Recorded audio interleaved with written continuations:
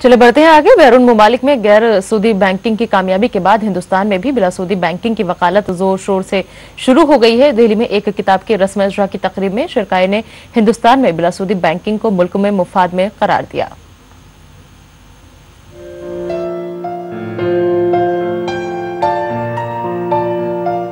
ऐवान गालिब में हुई ये तकरीब सऊदी अरब में गैर सूदी बैंकिंग को कामयाबी की बुलंदियों तक पहुंचाने वाले शेख सोहेल बिन अब्दुल अजीज राजही पर लिखी गई किताब के रस्म इजरा की थी। तकरीब के दौरान शुरका ने शेख सोहेल बिन अब्दुल अजीज को जमकर खिराज अकीदत पेश किया। शुरका ने इस बात की खूब वकालत की कि हिंदुस्तानी अवाम को भी बिला सूदी बैंकिंग से मुस्तफिद होना चाहिए। सऊदी अरब की सरजमीन पर शेख सोहेल बिन अब्दुल अजीज ने इतना बड़ा कारनामा अंजाम दिया, लेकिन इसके बावजूद भी उर्दू दुनिया उनसे नावाकिफ है। बहुत कम लोग उनको जान पाते हैं। तो मैंने ये किताब लिखी उनके बारे में कि पूरे हिंदुस्तान में तकरीबन 20 करोड़ लोग मुसलमान हैं और उनके पास अपना कोई बैंकिंग निज़ाम नहीं है। बैंकिंग निज़ाम की सख्त ज़रूरत है और कितना काम हुआ है इस पर तो अभी कुछ कहा नहीं जा सकता है, लेकिन ज़रूरत है कि बैंकिंग निज़ाम हो और बिला सूदी हो।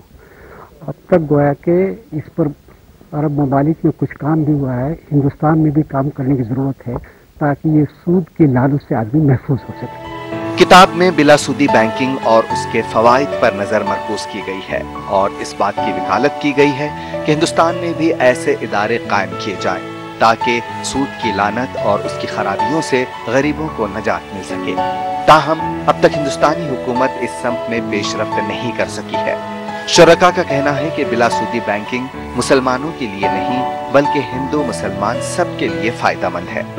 सऊदी अरब में ये काम हुआ और लोग सोचते हैं कि बिला सूदी में आमदनी कैसे होगी, उसके अखराजात कैसे होंगे, लेकिन यहाँ देखिए एक मामूली आदमी ये बैंक शुरू करता है, आज वो मल्टी मिलियनर है और उसकी वजह से इतने लोग फायदा उठाते हैं। तकरीब में इस बात पर जोर दिया गया कि हिंदुस्तान में अगर बिला सूदी बैंकिंग शुरू होती है तो इसका फायदा अवाम व ख्वास सबको होगा। दिल्ली से खुर्रम शहजाद की रिपोर्ट। रियासत को तहफ़्फ़ुज़ उसका